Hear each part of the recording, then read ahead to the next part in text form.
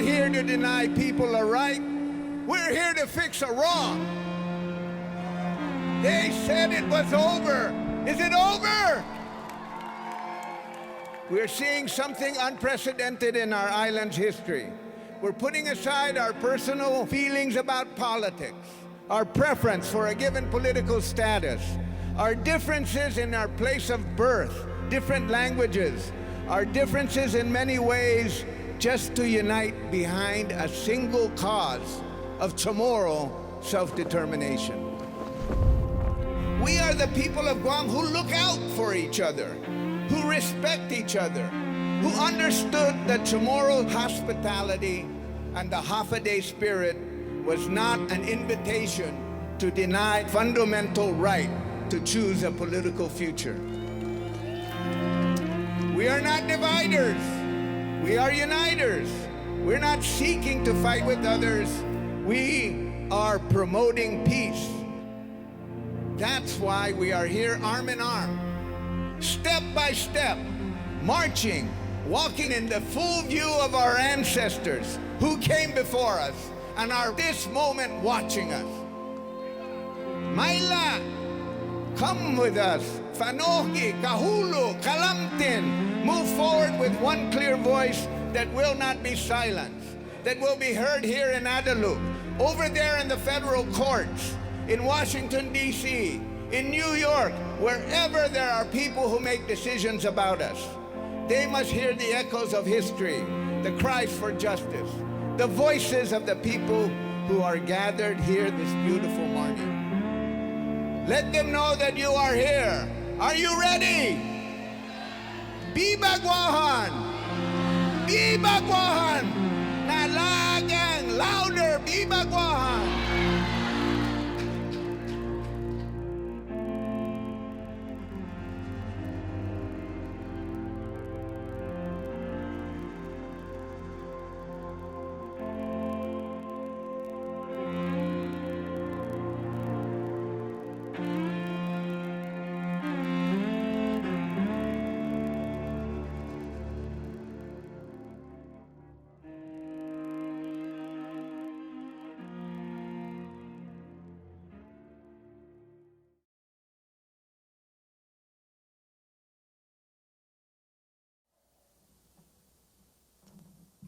Afternoon. All right. Okay. Well, you know, when I saw the title, Federal Negotiation Panel, I thought we were going to start negotiating with the federal government and that Governor Liu had picked the three of us. So that's what I thought. I was coming here to kind of get organized. I thought we'd junk him po to see who's going to be the chair. In many respects, and I want to acknowledge the presence of Governor Julian Guerrero and Lieutenant Governor Joshua Tenorio. Actually, Joshua left my office and made room for Tony. That's how that actually kind of worked out, you know. There's always a little side story to everything, you know. And of course, I've worked with Leland for many years when we were actively working the Commonwealth issue.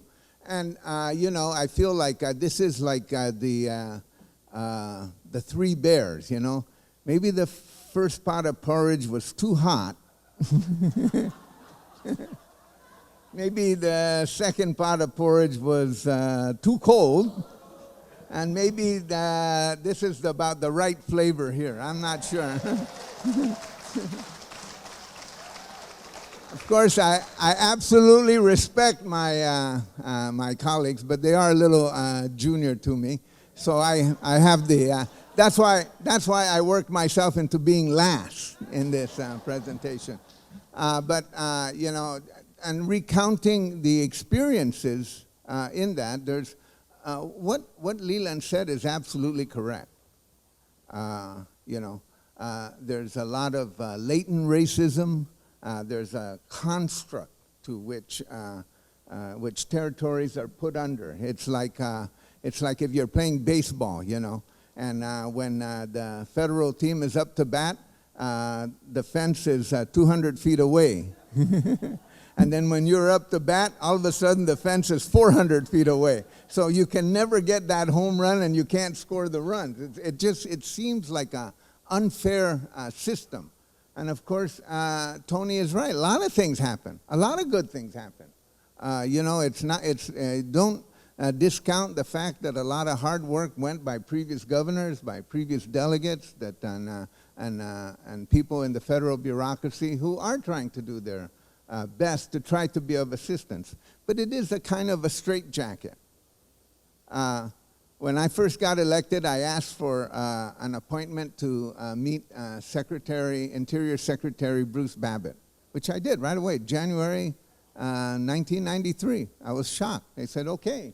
So I went over to his office, and if you've ever been, I used to call that interior office the House of Pain, because it seemed like every time I went there, the answer was no, maybe, sort of, you're getting close, try again next week, whatever it was. It was a very dispiriting thing. But in the beginning, I was very enthusiastic. I was getting an appointment with Secretary Babbitt, and he has like a huge office. And I told him, the secretary's office, huge fireplace, wood paneling. It just looks like, it just reeks of federal power and tradition. And so I told him, he says, so what is your purpose here, Congressman? He said, I said it, and I still don't believe I said it, but I did. I said, my purpose here is to get the United States to come to terms with its imperialist past. Then he said to me, he goes, my purpose is to be the strongest Secretary of Interior in American history. After all said and done, I don't think either one succeeded. So that's the sum total of that experience. And of course, in many ways, as we recount and the efforts of OPR, and I've been involved in this a long time, and there are others who are present in the room who have been involved in this a long time, and so in some respects, I feel like an abject failure, Geez, I tried it. I did everything they talked about. I went in, I did this, I did that, and it never quite worked out the way that you thought it would. But of course, it wasn't a failure, but there are lessons in there to be learned. And the symbiotic relationship between what is occurring locally and what is occurring in Washington, D.C. has to be carefully monitored, because if you're not monitoring it, when you're having a conversation locally, you think that your conversation matters the most. You think that whatever you're arguing about and whatever you're high-fiving each other about is the most salient point. And it turns out maybe that's just not the case. You think that you just made this wonderful point, and so you're going to make this point again, and since you're wowing each other here locally with this point, that, when you say the same thing in Washington, D.C., they'll just have this automatic, oh, right, you're so right. What was I thinking? I never thought of that before. You think that that's what's going to happen, but of course that isn't what is happening, because they're having a different conversation. So you have to kind of connect the dots. You have to connect the dots, and you have to, as Tony pointed out, you have to work hard at it. You have to be thinking about it. You have to, and as Leland pointed out, you have to make all the friends in the world. Now, the people of Guam historically have gotten into a frame of argument which I submit to you is totally unproductive. And this is this argument. The argument is that we are so loyal, we are such good partners to the United States that you cannot help but recognize us and give us what we want and need. That loyalty should somehow be recognized. And this is exactly the framework that people use historically. So what are those arguments? Those arguments are pretty easy. More people from Guam died in Vietnam than any other U.S. jurisdiction. So therefore what? Therefore you're loyal, and therefore they're going to give you something. I don't know what they're going to give you. What do you get for that? Are you going to get tomorrow self-determination for that? Are you going to get a negotiator for political status? Is that just a point we like to say to ourselves because it sounds good, makes us feel good, makes us feel like we're part of a system? So those arguments have been repeated over and over. And I'll say this because it's an interview I did with a former staffer in Washington, D.C. about 3 or 4 months ago. And he was telling me, he said, when Phil Burton, I'll remember Phil Burton, he was like the guru, the dictator of territorial policy as head of the Resources Committee in the House. He managed everything directly. He controlled everything directly. When Congressman Wampat went to him to get the money to buy that hospital from the Catholic Church, that was a major endeavor. It violated a whole bunch of normal practices because, first of all, you're using federal money to buy a private hospital for whatever purpose, so it violated a whole bunch of things. So Phil Burton's last advice to the congressional staffer is, can you just make sure Wampat doesn't talk about dying in Vietnam again? Can you just make sure he doesn't mention that? And it's not that that's an inaccurate point, but it's an ineffective point. It doesn't make any difference because when you're in a power relationship, you have to demonstrate you have something. You have something to barter with. And if all you're bartering is loyalty, that was the original impetus for political status change in the region. When people in Guam were confident in the 1960s that as things change, Guam was going to be consulted, that Guam was going to be treated fairly. And then they had a little referendum on reunification with the Northern Marianas. The people of Guam confidently said, no, we don't want to join up with those guys. Those guys from Saipan, they're going to take our economy down, and besides, we don't really like what happened during World War II. So they said no. And then as a result of international pressure and all the things that were going on, all of a sudden people started to come from Washington, D.C. to discuss political status change. Then they landed on Guam and they got on another airplane and they went to Saipan. Then they started to talk to them. And they started to talk to the Congress of Micronesia. And they started to talk to the Micronesian. So where was the loyalty? What was the loyalty for? Of what political value was it for? Well, was it because you could, get a purchase of a private hospital? That might be worth it. But it wasn't going to alter the relationship. That's the point. The point is not that loyalty is a bad thing. It just wasn't going to alter the relationship. And that's the sense that has been going on ever since. So the discussion about, if you go back to the original conversation about the unincorporated territorial status, implicit racism in that, and that the U.S. was acquiring areas, overseas areas, which were peopled by, had people who were, from the U.S. point of view at the time, U.S. society at the time, were not Caucasians, and they weren't part of an Anglo-Saxon legal tradition. So we had to kind of put them in some kind of suspended status called unincorporated territory, which were the insular cases over time. So now that presents another avenue of effort. So you had kind of a judicial route, and then you had a congressional route, making laws, and you also had an executive route. And I would submit that of all those three routes, the one that hasn't really been utilized is the executive route. You had to try to find a way to get that enacted so that you could have some kind of negotiation, some kind of conversation. But if you left it up to Congress, of course Congress is jealous of its rights. And of course, if you can fight in the, and there's lots of law cases, I think, over half of the Puerto Ricans I know are attorneys, so they're all in court on some facet about the unincorporated territorial status and fighting this and fighting that and fighting this. And I figured, well, I'll just let my Puerto Rican friends handle that part of the conversation, because I just don't think we have enough kind of heft or legal heft in that regard.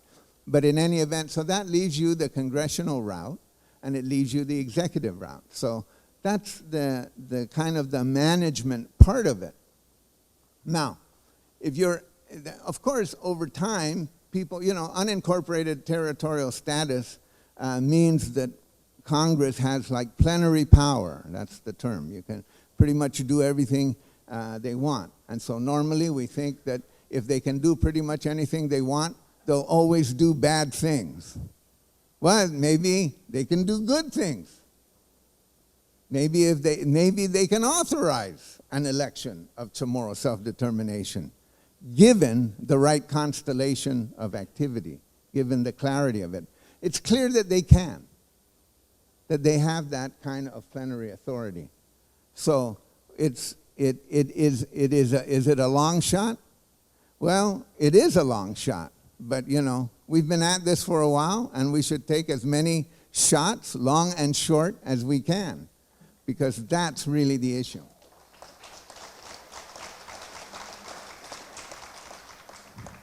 You can applaud anytime you want.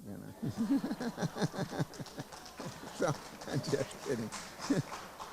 So, the point is that and then, of course, the relationship to Guam.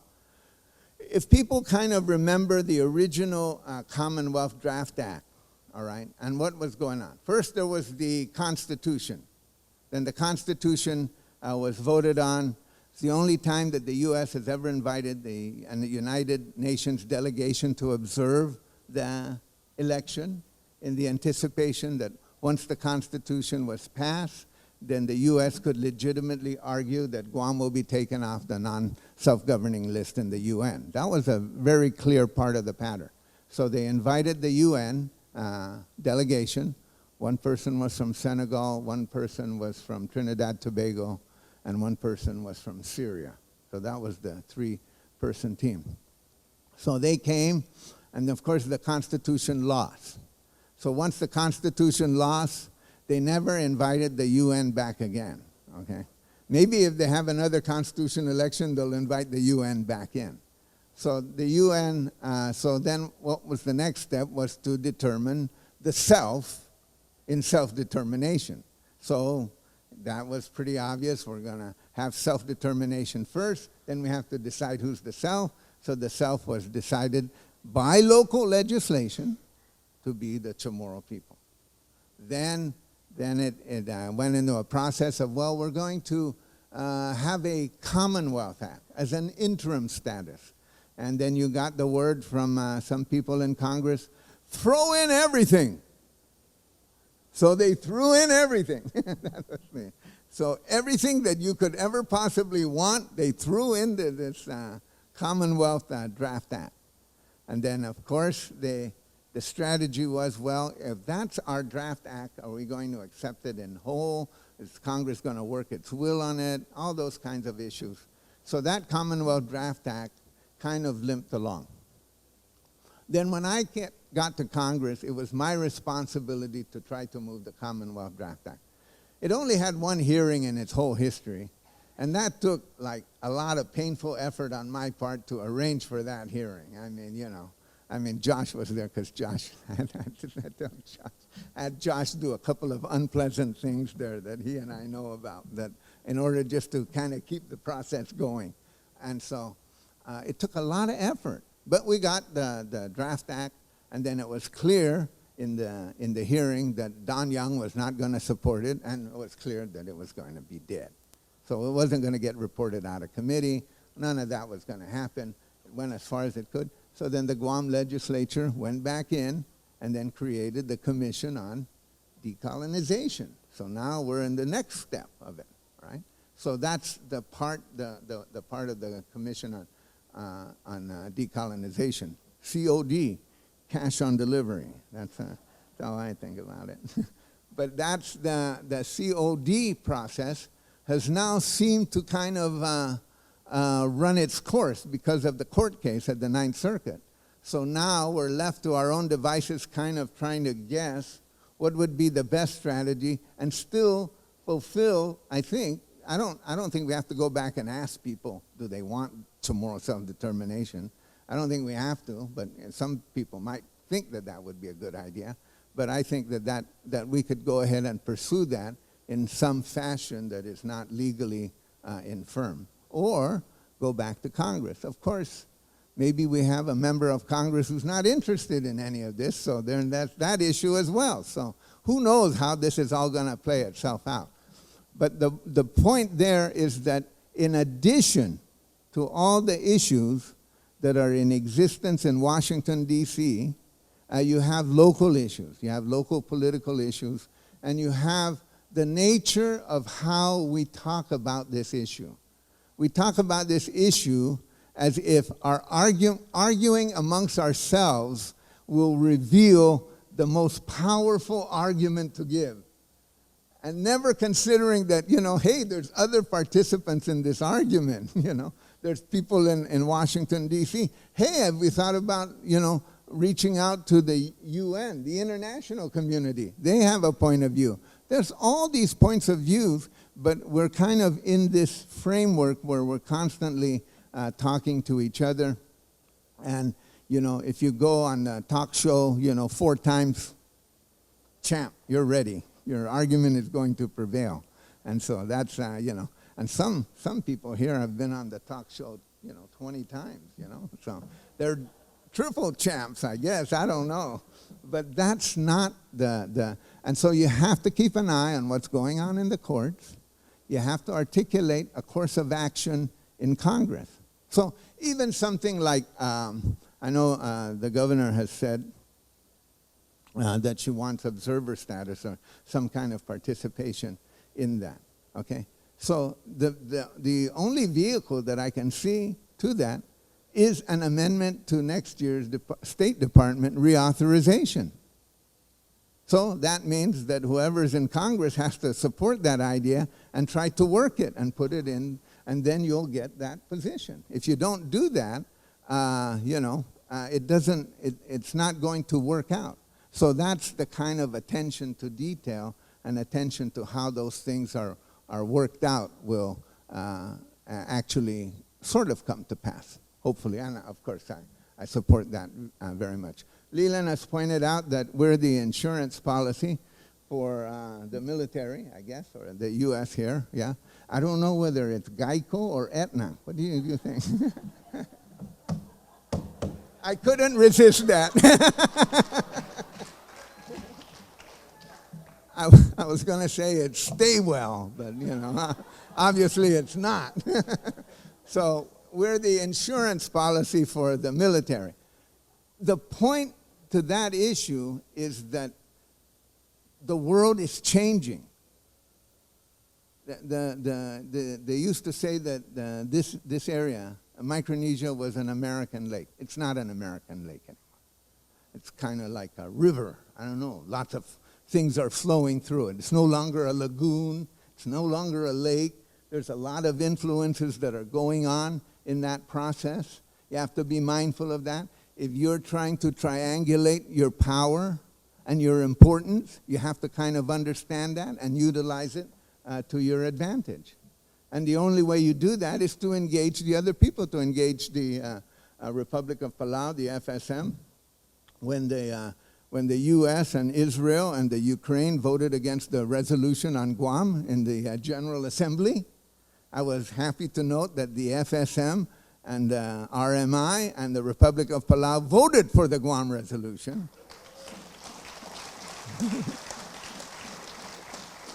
So, but we're hoping that just kind of happens naturally. But somebody has to call them up and thank them.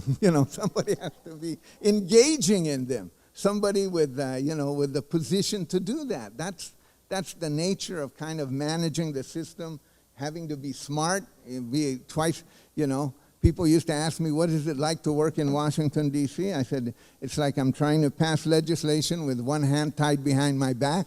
You know, all the odds are sort of working against you, but you know, you still persevere. You're glad you have that opportunity. You're glad you have that opportunity. So that's the sense of it. That's the lay of the land. So I'm not dispirited. I'm just not dispirited. And especially after, I have to just say as a source of pride, especially for those young people who organized the Fanogi March. Just amazing. Those people, you know, just remember that someone is going to look at you and smile in a condescending way. Because they think, oh, you're just carrying out some kind of exercise that's making you feel good. But it's really just like Leland pointed out about Ron. You know, Ron used to say, when the people lead, the leaders will follow. That's absolutely true. That is an absolutely true statement. So we have that going for us. And we have in that Fanogi March, someone was pointing out to me that they just saw a video put together by Mighty Guam. Now, that video on the march, here's the interesting thing about that video.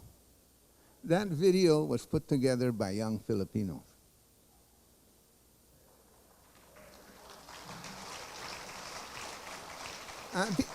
It shows you that something's happening here. That's not, that video wasn't put together by the people that we normally see.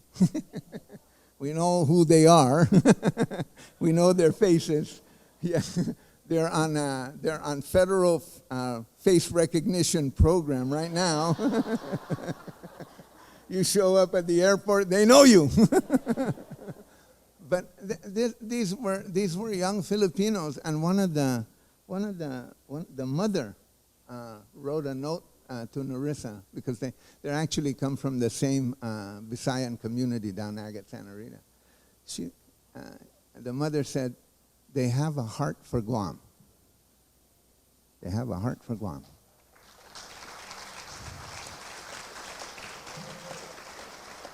So we all have a heart for Guam, you know. We all have a heart for Guam, and it takes a lot of hard work. I'm not disguising that. There's no silver bullet argument, but I can tell you that proclaiming that your loyalty should count for something has long run its course. Has just long run its course. It's not your loyalty that matters, it's your importance that matters. And you triangulate your importance based on your understanding of the current state of world affairs, where you're at geographically, and what that means, not just for ourselves, but for the United States and for the surrounding area. So, hope springs eternal, Dunklunas Tusmas.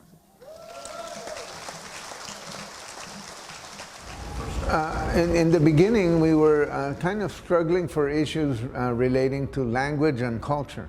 So that meant that the cadre of people that were originally involved were like a lot of people interested in the Chamorro language. And then it kind of shifted to politics when the Constitution came about. So that really kind of changed our focus, and then we became involved in, you know, we're not ready for a constitution, we have to exercise our desire for political status. Once we started getting into that conversation, it became obvious that we needed to define self-determination, and then we needed to define the self. And in those days, it was very, very difficult. I think people emotionally, especially political leaders, were with us, but they didn't want to be publicly associated with it. So in a way, it's just such a major difference between the way we interact about this issue then as we do today. If we were going to advocate on behalf of Chamorro language and culture, it had to have, you know, substance. We had to demonstrate that this was something worth studying, that this was a field of endeavor, that the language was worth studying, because almost everything was devalued. The language was devalued, the history was devalued, the culture was devalued, so we had to get in a restorative process for that. So the first thing that I got involved with in that was to celebrate it in schools. So we started Chamorro Week. So we started that in 1974 at GW, and then the next couple of years it just spread like wildfire. Everybody was doing Chamorro Week. And then we studied the Chamorro Studies Convention, and that's when we invited you know, well-known people on the island at the time, political figures and religious figures, and to kind of talk about what was unique about Guam, and it was focused on language, culture, and history. So we had a lot of interesting presentations, and I think then it kind of paved the way to, okay, this is the focus point now. So, you know, then trying to sing Fanogi Chamorro, which was another issue with a subtext. So, you know, if you tried to sing it outside of the bilingual program, people say, wow, what the hell is that song, you know? And then we tried to sing it in Catholic schools, and then the Catholic schools would object. And then we said, no, it's really a prayer. Zeus protege Island Guam. And they say, yeah, okay, it's a prayer. Stuff like that, you know, just little arguments like that that we had continually. It was a very exciting time. But, you know, it could have been debilitating, but it wasn't. It wasn't. And so what I did was I went there, understood the complexity of the job after a while, and understood that I needed to do a lot of things. And I needed to help people, and I needed to fix certain kinds of legislation and incrementally improve the lives of the people of Guam. Well, I tried to address these larger issues. It's very difficult, but I don't think I lost sight of the larger issues.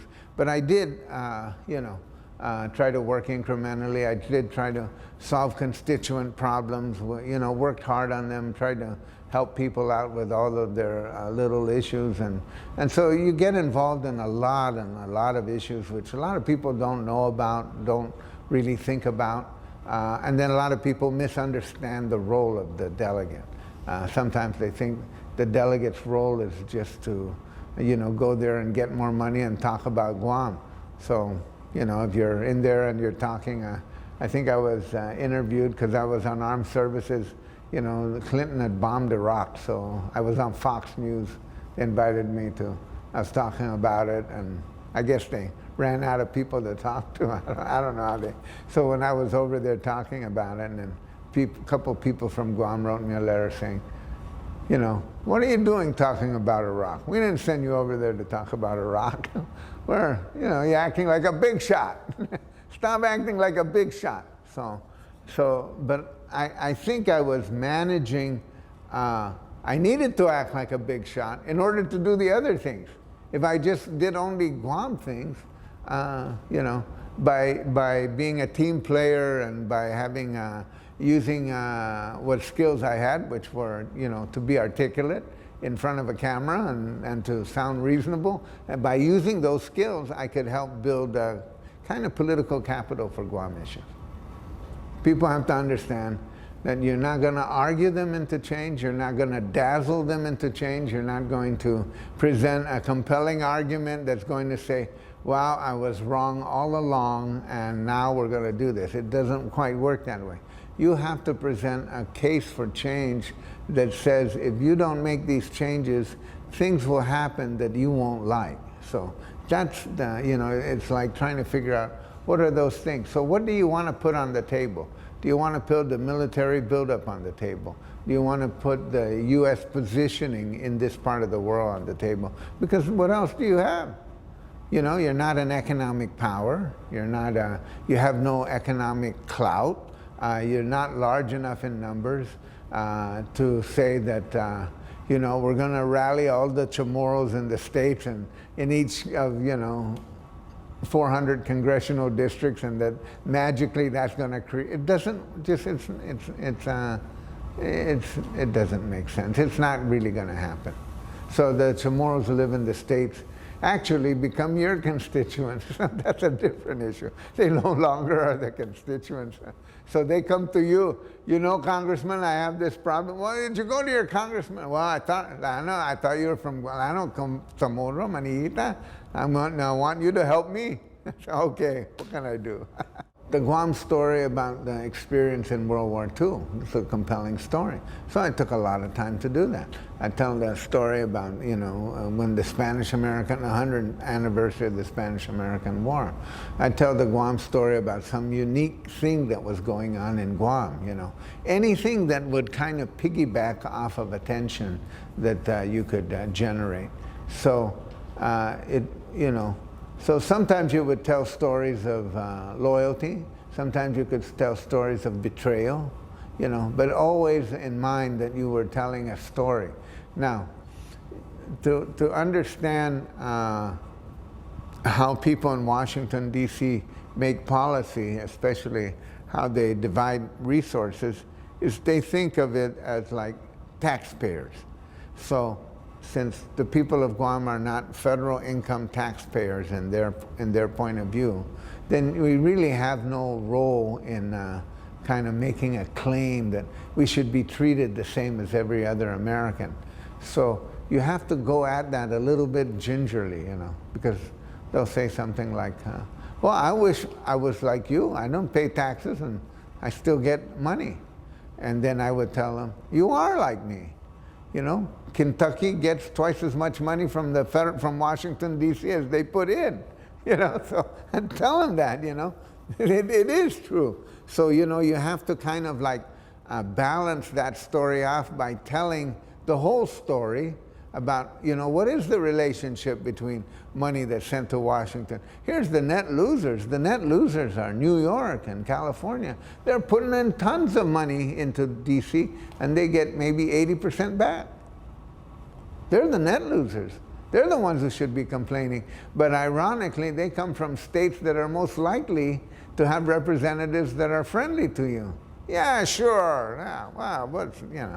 So it's not quite always what it seems to be, but always be mindful that you have a responsibility to tell the Guam story.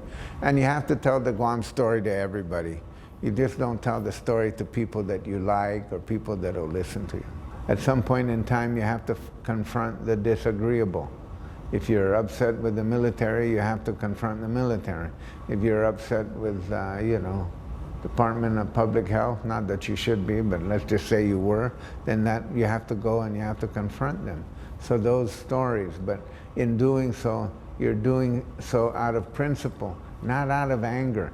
And there's a dignity to that. There's a way to carry that out. And that would be my best advice, you know, is you carry it out with a sense of dignity and purpose, not out of anger. Because when you do things out of anger, people will stop listening to you, you know, they will. Knowledge is power. And with knowledge, we're able to make the best decisions, the most meaningful decisions that impact our everyday lives, that are critical to our everyday lives.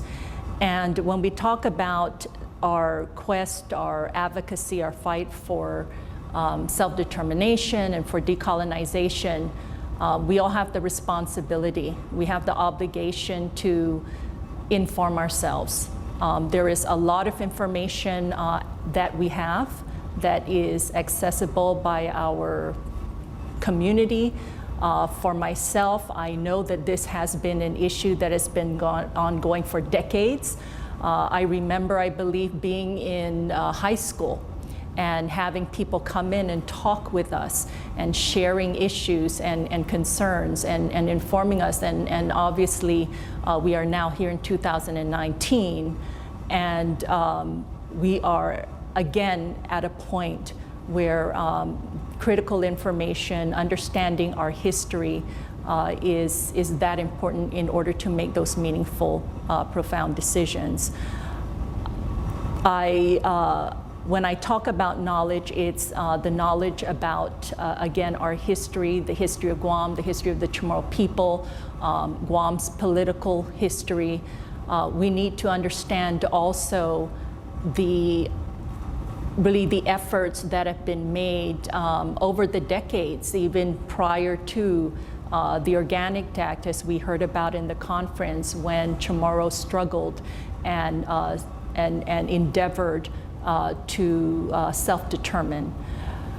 We need to also know about the social, the cultural, the political, the economic impact, understand that context, the displacement issues, the trauma, the intergenerational trauma that we know can impact a person's life when they are in a situation where identity and displacement of one's self and a search for belonging becomes critical to that person's survival.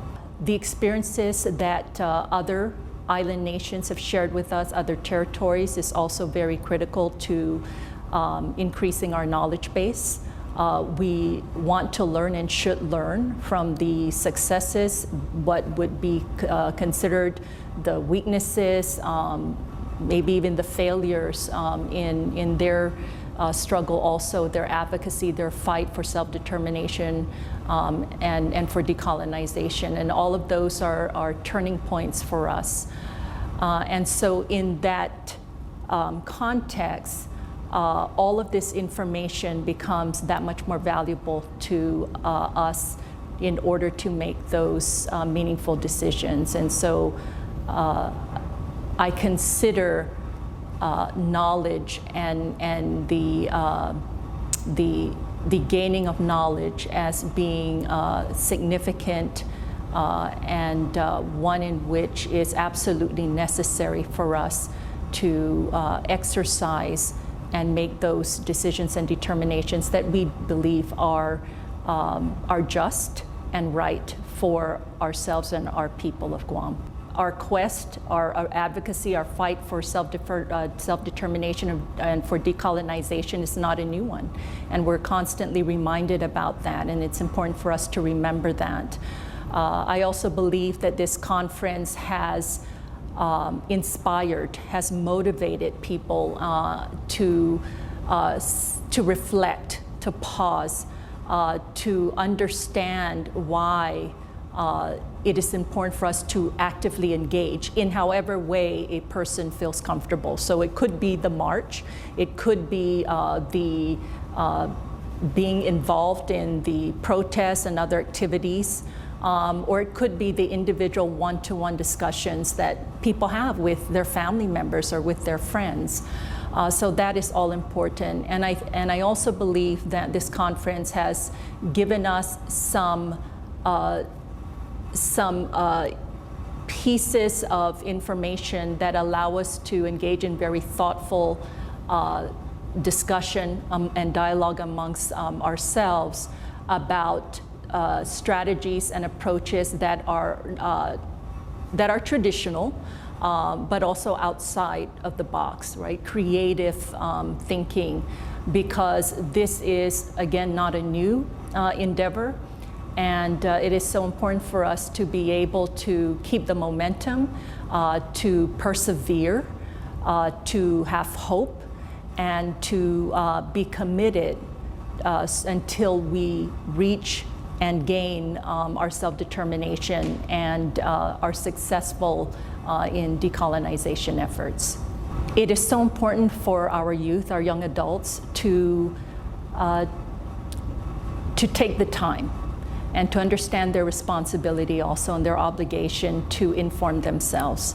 And whether it's at this conference or listening to the testimonies and seeing the representation and the active involvement of our youth and young adults, whether it's at the UN or here locally in activities and events and programs and outreaches, it is very inspiring. And it gives, I think, all of us the confidence and the encouragement that we have a generation and generations after them that are so committed to the cause, that are so impassioned, that love Guam, that love the Chamorro people, and want to contribute in any way they can because they truly, genuinely understand how important it is to protect and preserve our language, our culture, our identity as a people. And so it is a wonderful thing to see with our youth. And I think all of us that are of older generations, of course, have our responsibility to help guide them, to support them, and to have those discussions that are sometimes difficult. I also see in our younger generation, and it's one that in older generations also exists, but the desire to be inclusive. So, and what I mean by that is they want to share the information that they have, and they want people to hopefully understand, not everyone may agree, but to hopefully understand the issues that we face in this advocacy, in this fight, and that it is one that truly is a human rights issue. The application of human rights international law and understanding that process. So again, the more that we can reach out and the more that we can touch others and also give them knowledge so that they can have a better understanding, I think we are all in a much better place, especially with our young adults and our youth.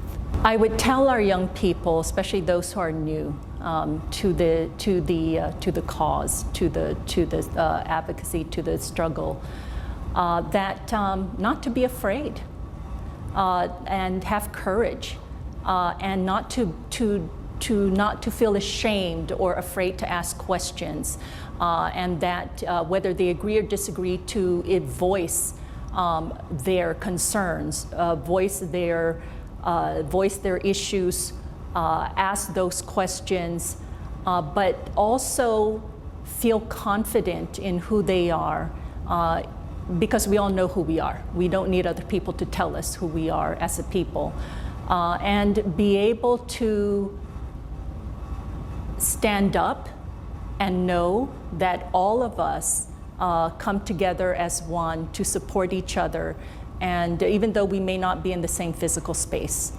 And so again, I would really encourage them to be brave, continue to be brave, don't be afraid, and whoever may be on the other side of the table, who, especially those that may attack them, that may be antagonistic, is to remember it's another human being across the table.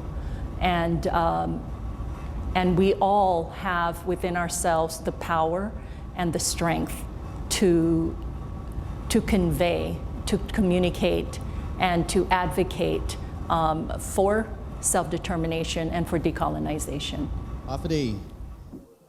Hafide, Governor, Lieutenant Governor, Senators, and distinguished guests.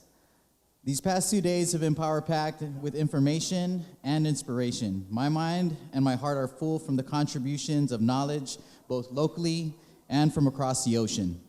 But I find the most gratification from the amount of people who have been intently listening and watching. I am so inspired by how many people are interested in this issue, and more importantly, how many have been actively engaging in this conversation. I am so grateful to our guests who have made the commitment to share their knowledge and experiences, and I am so proud of our planning team, our commission board, and our local leadership for courageously forging this path so that we can come together united for a common goal. The FANHITA conference has been much more than just education and information. It is a deliberate statement that we are united in our desire for decolonization, and we are committed to standing together in solidarity, fully aware that the reality is that none of us are free until all of us are free. I am a believer in the philosophy that anything worth fighting for is difficult to achieve. Hosting a conference of this magnitude and this significance was no easy task, and so I would like to acknowledge the following for their unwavering support for decolonization education. Tzuduas Ma'asi to Governor Lulian Guerrero for our commission chairwoman for her leadership. To Lieutenant Governor Joshua Tenorio for his support for our commission and its efforts. The 35th Guam Legislature for their support to our commission and our people. Our subcommittee members, Senator Therese Terlahi, Dr. Michael Bovacqua, Mr. John Regis Jr., and Mr. Tristan Quintanilla for their hard work in planning and executing this conference. Our commission board members for their dedication, commitment, and passion in service to the people of Guam who seek their human right to self-determination. Dr. Thomas Christ of the University of Guam for his support to our commission and particularly this conference. Ms. Ina Carrillo and Mr. Don Muña and the team from PBS Guam for their exceptional work and for live broadcasting this conference. Dr. John Rivera and Mr. Jesse Kenga from UOG's Regional Center for Public Policy. Senator Will Castro and his staff for their assistance with logistics. Dr. Michael Lujan Bovacqua and Dr. Mary Therese Cruz, Dr. Tricia Lizama, and their team of student volunteers who have assisted you with your registration, check-in, and as facilitators. All right, our commission office volunteers, Jocelyn Uggan, Tricia Timinglo, Keone Hasogoming, and Gerald Affligui, Miss Lita Magdell and Emily Mendoza from the Sheraton Laguna Guam Resort, Mrs. Pilar Laguana, Mr. Bobby Alvarez and the Guam Visitors Bureau, members of the Statehood Free Association and Independence Task Forces for their commitment in educating our people, Mrs. Lynette Muña and Mrs. Jennifer Dula of the Executive Management and Protocol Divisions of the Office of the Governor for their assistance, as well as the Executive Security Team for providing their support.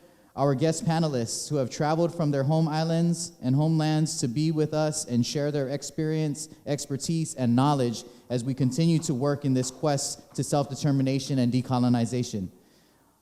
The Honorable Lieutenant Governor Tregenza Roche, the Honorable Johnson Toribiang, the Honorable Felicidad Ogamuro, Mr. Leland Bettis, Ms. Mililani Trask, Attorney Wilma Reverend Colazo, Dr. Carlar Corbin, Attorney Sandra Creamer, and of course, Dr. Daniel Anga. Also from our local panels, Dr. Robert Underwood, Dr. Lisa Natividad, Dr. Carlos Madrid, Mr. Joseph Bradley, and Victoria Lola Leon Guerrero. And last but never least, the people of Guam for their continued strength, resilience, and commitment to the conscious effort that our people hold fast to the truth that our inherent right to self-determination and decolonization must be achieved. Once again, Tzuduas Ma'asi for joining us, and thank you, Hafide Zanbiba Guahan.